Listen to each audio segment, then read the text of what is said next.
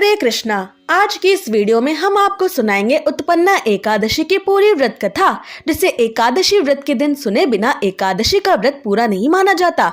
आपसे प्रार्थना है कि ये कथा अंत तक अवश्य सुने, क्योंकि अधूरी कथा सुनने से पाप लगता है। और कथा शुरू होने से पहले हमारे चैनल को सब्सक्राइब करके एक बार कमेंट्स में दिल से जय श्री कृष्णा अवश्य लिखें। भगवान श्री कृष्ण इस कथा को उत्पन्ना एकादशी के दिन सुन रहे सभी भक्तों के जीवन में सुख समृद्धि भरे, उनकी सभी मनोकामनाएं पूरी हो और उनके सारे कष्ट समाप्त हो। तो आइए अब शुरू करते हैं उत्पन्ना एकादशी व्रत कथा। तो प्रेम से बोलिए श्री गणेशाय नमः। एक बार महाभारत काल में धर्मराज युधिष्ठिर भगवान श्री कृष्ण से कहने लगे कि हे भगवान, मैंने कार्तिक मास के शुक्ल पक्ष की एकादशी अर्थात प्रबोधिनी एकादशी का सविस्तार वर्णन आपके श्री मुख से सुना है। अब आप कृपा करके मुझे मार्गशीर्ष माह के कृष्ण पक्ष की एकादशी के विषय में भी बतलाइए। इस एकादशी का क्या नाम है तथा इसके व्रत के क्या विधान और नियम है, इसकी क्या विधि है, इसका व्रत करने से किस प्रकार के फलों की प्राप्ति होती है। कृपया ये सब आप मुझे विधान पूर्वक कहिए। तब भगवान श्री कृष्ण बोले, मार्गशीर्ष माह के कृष्ण पक्ष में आने वाली इस दिव्य एकादशी को उत्पन्ना एकादशी कहा जाता है। ये व्रत शंखोद्धार तीर्थ में स्नान करके भगवान श्री हरि विष्णु के दर्शन करने से जो भी फल प्राप्त होता है उसके बराबर पुण्य प्रदान करता है। इस व्रत को करने वाले भक्त को चोर, पाखंडी, परस्त्रीगामी, निंदक, मिथ्याभाषी तथा किसी भी प्रकार के पापी से व्रत के दिन बात नहीं करनी चाहिए। इस व्रत का महात्म्य अब मैं तुमसे कहता हूँ। हे युधिष्ठिर, तुम इसे ध्यान पूर्वक सुनो। भगवान श्री कृष्ण के ऐसे वचन सुनकर धर्मराज युधिष्ठिर उत्साहित होकर बोले, हे भगवान, आपने हजारों यज्ञ और लाखों गौदान को भी एकादशी व्रत के बराबर नहीं बताया, सो ये तिथि सभी तिथियों में उत्तम कैसे हुई? कृपया इसका रहस्य बताइए। तब भगवान श्री कृष्ण कहने लगे, हे युधिष्ठिर, सतयुग में मोर नाम का एक दैत्य उत्पन्न हुआ। वो बड़ा ही बलवान और भयानक था। उस प्रचंड दैत्य ने इंद्र, आदित्य, वसु, वायु, अग्नि आदि सभी देवताओं को पराजित करके स्वर्ग लोक से भगा दिया था। तब इंद्र सहित सभी देवताओं ने भयभीत होकर भगवान शिव शंकर से कैलाश पर जाकर ये सारा वृतांत कह सुनाया और बोले, हे कैलाशपति महादेव, हे भोलेनाथ, मोर दैत्य से भयभीत होकर हम सभी देवता पृथ्वी लोक में फिर रहे हैं, आप कृपया हमारी रक्षा कीजिए। तब भगवान शिव शंकर ने कहा, हे देवताओं, आप सभी तीनों लोकों के स्वामी, भक्तों के दुखों का नाश करने वाले भगवान श्री हरि विष्णु की शरण में वैकुंठ लोक को चले जाओ, वे ही तुम्हारे दुखों को दूर कर सकते हैं। भगवान शिव जी के ऐसे वचन सुनकर सभी देवता क्षीर सागर में पहुंचे। वहां भगवान श्री हरि नारायण को शयन करते देखकर सभी देवता हाथ जोड़कर उनकी स्तुति करने लगे कि हे देवताओं द्वारा स्तुति करने योग्य प्रभु, आपको बारंबार हमारा नमस्कार है। हे देवताओं की रक्षा करने वाले मधुसूदन, आपको हमारा नमस्कार है। आप कृपया हमारी रक्षा करें। दैत्यों से भयभीत होकर हम सब आपकी शरण में आए हैं।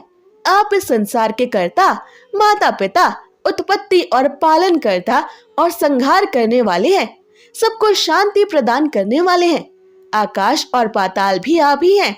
सबके पितामह ब्रह्मा, सूर्य, चंद्र, अग्नि, सामग्री, होम, आहुति, मंत्र, तंत्र, जप, यजमान, यज्ञ, कर्म, कर्ता, भोक्ता भी आप ही हैं। आप सर्वव्यापक हैं। आपके सिवा तीनों लोकों में चर तथा अचर कुछ भी नहीं है। हे भगवान, दैत्यों ने हमको जीतकर स्वर्ग लोक को भ्रष्ट कर दिया है और हम सभी देवता इधर उधर भागे भागे फिर रहे हैं। आप उन दैत्यों से हम सबकी रक्षा करें। देवराज इंद्र के ऐसे वचन सुनकर भगवान श्री हरि विष्णु कहने लगे, हे इंद्र, ऐसा मायावी दैत्य कौन है जिसने सभी देवताओं को जीत लिया है?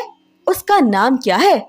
उसमें कितना बल है और वो किसके आश्रय में है तथा उसका स्थान कहाँ है? ये सब मुझसे कहो। भगवान के ऐसे वचन सुनकर इंद्रदेव बोले, हे भगवान, प्राचीन समय में एक नाड़ी जंग नामक राक्षस था। उसके महापराक्रमी और लोक विख्यात मोर नाम का पुत्र उत्पन्न हुआ। उसकी चंद्रावती नाम की नगरी है। उसी ने सभी देवताओं को स्वर्ग से निकालकर वहां अपना अधिकार जमा लिया है।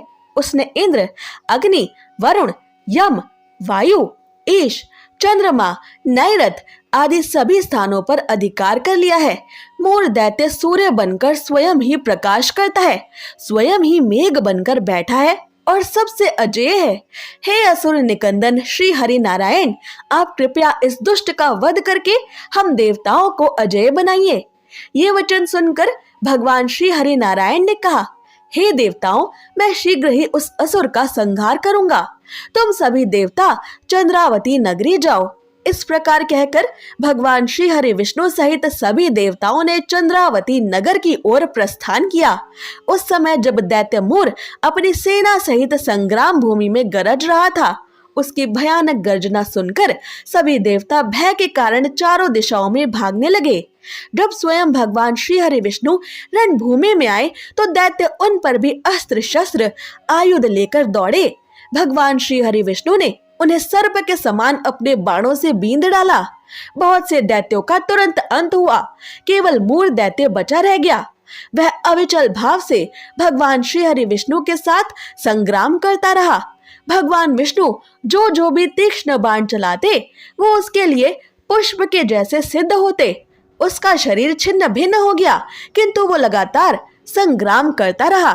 दोनों के बीच मुष्टि प्रहार भी हुए। 10,000 वर्षों तक ऐसे ही भगवान श्री हरि विष्णु का मोर दैत्य से संग्राम चलता रहा, किंतु मोर नहीं हारा। तब थक कर भगवान विष्णु बद्रिकाश्रम में चले गए। वहां हेमवती नामक एक सुंदर सी गुफा थी। उसमें विश्राम करने के लिए भगवान श्री हरि विष्णु उसके अंदर प्रवेश कर गए। ये गुफा 12 योजन लंबी थी और उसका एक ही द्वार था। विष्णु भगवान महायोग निद्रा में सो गए। मोर भी पीछे पीछे आ गया और भगवान विष्णु को सोया हुआ देखकर उनका अंत करने को उद्यत हुआ। तभी भगवान विष्णु के शरीर से उज्जवल कांतिमय रूप वाली एक देवी प्रकट हुई।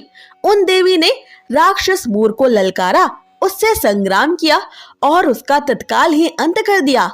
तभी वहां सारे देवता प्रकट होकर उन दिव्य देवी की स्तुति और आरती करने लगे। ये स्तुति सुनकर भगवान श्री हरि नारायण जब योग निद्रा की गोद से उठे तो देवताओं के मुख से मोर दैनव के अंत की बातों को जानकर भगवान श्री हरि विष्णु ने उस दिव्य देवी से कहा कि आपका जन्म एकादशी के दिन पर हुआ है, अतः आप उत्पन्ना एकादशी या एकादशी देवी के नाम से आज से ही संसार में पूजित होंगी। जो भी आपके भक्त है वही मेरे भक्त होंगे। जो आपकी तिथि पर व्रत, जप, तप, दान, तपस्या, अर्चना, पूजा करेंगे उसकी सभी मनोकामनाएं पूरी होंगी। वो धर्म, अर्थ, काम, मोक्ष, धन समृद्धि, ऐश्वर्यता, निरोगी काया, दुखों से मुक्ति आदि जो भी कामना करेंगे उन्हें वो सभी इस व्रत के प्रभाव से प्राप्त हो जाएंगे। और अगर कोई व्यक्ति बिना किसी कामना के ये व्रत करेंगे तो उस मनुष्य को आपकी कृपा से साक्षात मेरी और मेरे निष्काम प्रेम की प्राप्ति हो जाएगी। ऐसा व्यक्ति संसार और जीवन के चक्र से मुक्त होकर मेरे वैकुंठ लोक को निश्चित ही प्राप्त करेगा। ऐसा व्यक्ति साक्षात मेरा ही पार्षद बनेगा, मेरे जैसा ही चतुर्भुज स्वरूप धारण करेगा और सदैव वैकुंठ लोक में मेरे ही समीप निवास किया करेगा। ऐसे व्यक्ति को आजीवन मेरी सेवा का लाभ और सौभाग्य प्राप्त होगा। मेरा ऐसा व्यक्ति विशेष प्रिय रहेगा। इसी के साथ महाराज युधिष्ठिर को उत्पन्ना एकादशी व्रत की ये कल्याणकारी कथा सुना रहे भगवान मधुसूदन श्री कृष्ण ने इस कथा का समापन किया। इसीलिए आज उत्पन्ना एकादशी को सभी एकादशियों में विशेष माना जाता है, क्योंकि उत्पन्ना एकादशी को एकादशी देवी के जन्म के दिवस के रूप में भी मनाया जाता है। इसी दिन से संसार में एकादशी देवी की उत्पत्ति के साथ एकादशी के व्रतों की शुरुआत हुई थी। आज के समय में भी जो व्यक्ति साल में आने वाली सभी 24 एकादशियों पर व्रत करना चाहते हैं वो उत्पन्ना एकादशी से ही सभी एकादशी व्रतों को करने का संकल्प लेते हैं। यानी एकादशी व्रतों की शुरुआत ही उत्पन्ना एकादशी व्रत से होती है, इसलिए इस व्रत की विशेष महिमा मानी गई है। तो प्रेम से बोलिए जय श्री कृष्णा। भगवान श्री हरि विष्णु की जय। एकादशी माता की जय। अगर आपको ये व्रत कथा पसंद आई तो उसे शेयर करें और ऐसी ही व्रत कथाओं को हर दिन सुनने के लिए हमारे चैनल को सब्सक्राइब करें।